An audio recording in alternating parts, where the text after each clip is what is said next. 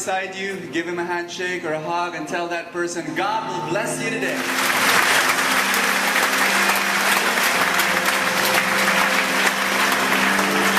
I'm going to read the word to you. Thy word is a lamp unto my feet and a light unto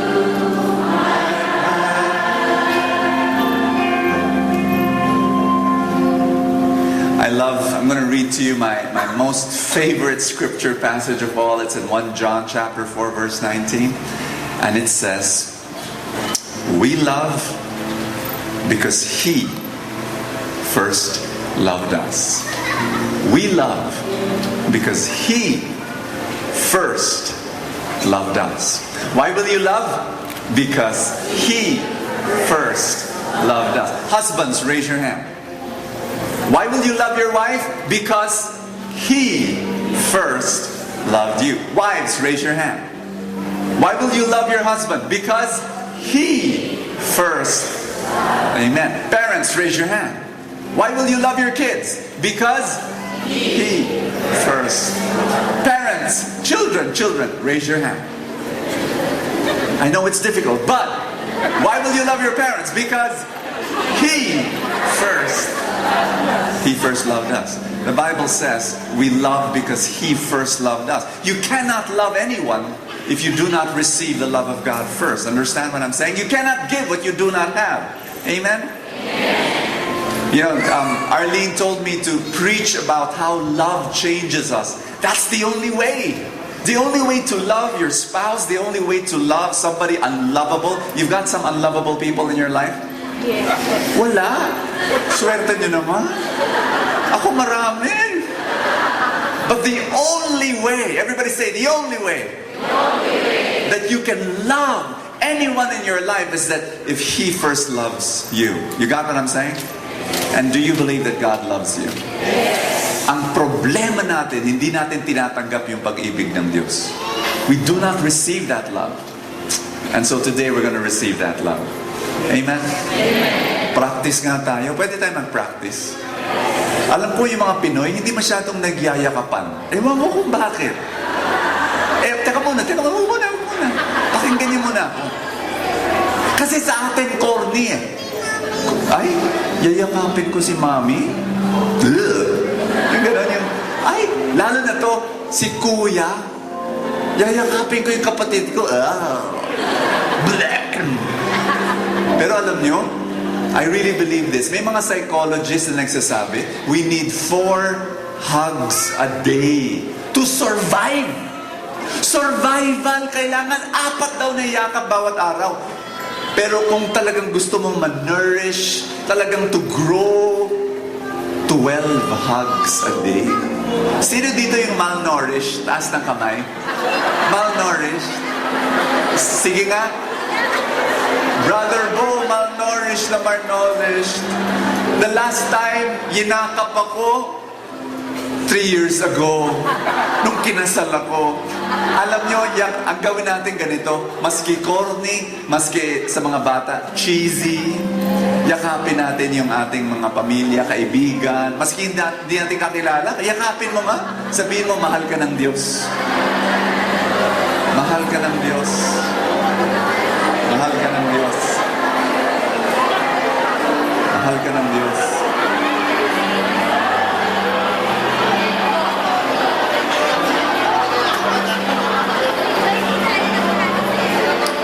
Let's be seated, everybody. Let's be seated.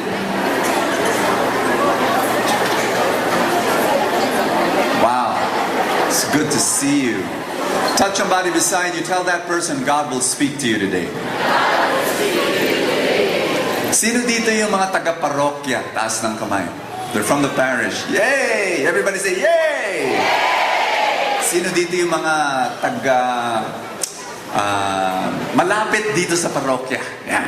Taas ng kamay. Taga-BF. Taas ng kamay. Yung mga malapit dito. Thank you. Everybody say, yay! Sino dito yung mga dumayo? Yung medyo malayo talaga. Grabe. Hey! Welcome. welcome dito sa ating parish na Our Lady of Grace. Maraming salamat. Thank you so much. Sino dito yung mga nag-a-attend ng Feast or Light of Jesus? Taas na kamay. Ba't kayo nandito? Joke lang, ha? Thank you for your support. Thank you so much for your support. Wonderful. Alam nyo, siguro tinatanong nyo, ano yung feast? Ano ba yun? It's a weekly gathering that's based on Mark chapter 2. Mark chapter 2, nakalagay doon, kikwento ko na lang pwede, verse 17 and onwards. Jesus ate with the tax collectors, the sinners, the prostitutes. Yun yung basis ng feast. Bakit ako nagtayo ng feast? No? There are now 151 feasts all over the world. Weekly gatherings. And siguro tanong nyo, bakit ganun? Sana magsimba na lang mga tao. Yun nga eh. Do you know? Alam nyo ba to? I was in CBCP. I was with the Bishops Conference of the Philippines. Last week lang. Ito pinag-usapan natin. Sinabi ko sa mga obispo, alam mo mga bishops, as Catholics, we get lulled. We get complacent into thinking, okay yung Catholic Church sa Pilipinas. Tanungin sa akin, bakit? Puno ang simbahan, di ba? Tama? Mali? Ilang misa sa isang linggo? 6, 7, lahat puno. Lalo na yung 6 o'clock ng gabi. Yung mga humahabol. No? Bakit? Kaya we get lulled, complacent, and thinking, okay yung Catholic Church. But do you know this? The bishops know this. How many percent ng mga Katoliko hindi na nagsisimba tuwing linggo? Tanungin sa akin, ilan? You wanna be shocked? Baka mahulog kayo sa pew. 85%. Parang hirap isipin, no? 85% ng mga Katoliko hindi na regular nagsisimba tuwing linggo. Hindi na. Pag birthday, yan, siguro. Yung iba hindi na nagsisimba sa Catholic Church, pumunta na sa ibang sekta or ibang church, di ba? Nakuha niyo sinasabi ko? Sino sa inyo may kilalang Catholic, hindi na nagsisimba tuwing linggo? May kilala kayo, kay kapitbahay, kamag-anak, lahat?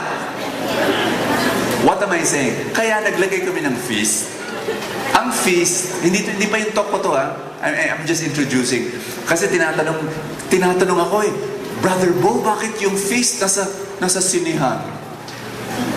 Doon namin nilalagay sa sinihan. Ako sa PICC, ako nagpipreach, no? Conventions. Hindi sa parokya. Kasi nga, yun ang target namin, yung 85% na hindi nagsisimba. That's the whole thing.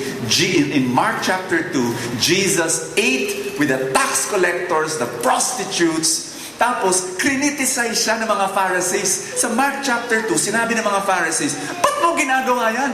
Akala ko banal ka. Ang sagot ni Jesus, those who are well do not need a physician. Tama? I am a doctor of the soul. I go to the people who are no longer going to Mass. Doon ako. Medyo mahirap yung trabaho. But that's what I do. Kaya, once in a while, I go every 3 years yata ako nandito.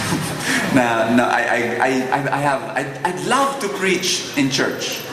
But this is not my main mission. I hope you understand. I'm trying to go to the 85% ng mga... Nakuha niyo sinasabi ko. Let me explain. Can I explain?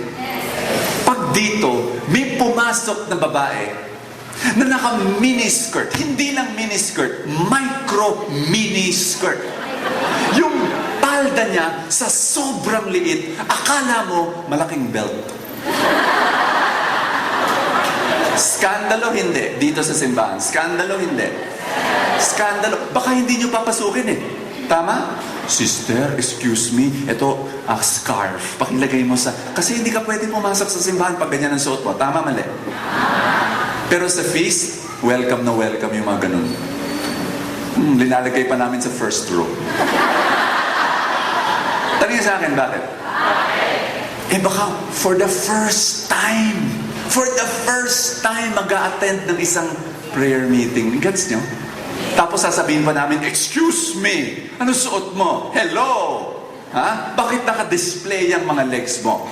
Hindi, we say, "Hi, how are you?" We don't even look down. Sa mukha lang. Paso! Baka kahapon, gusto niya magpakamatay sa kanyang mga problema. Ngayon lang siya bumabalik kay Lord. I-reject namin dahil sa damit. Nakuha yung sinasabi ko. Sa feast, we welcome everybody, yung mga hindi kasal, yung mga nag-adultery, yung mga corrupt politicians, lahat yan, tanggap. Ha? Bakit? Bumabalik kay Lord eh. Yun ang trabaho ko. Amen? Okay. Just wanted to introduce myself to some of you. This is my work. I've been doing this for many, many years. I came to know Jesus when I was 12 years old. Now that I'm 36 years old, matagal na.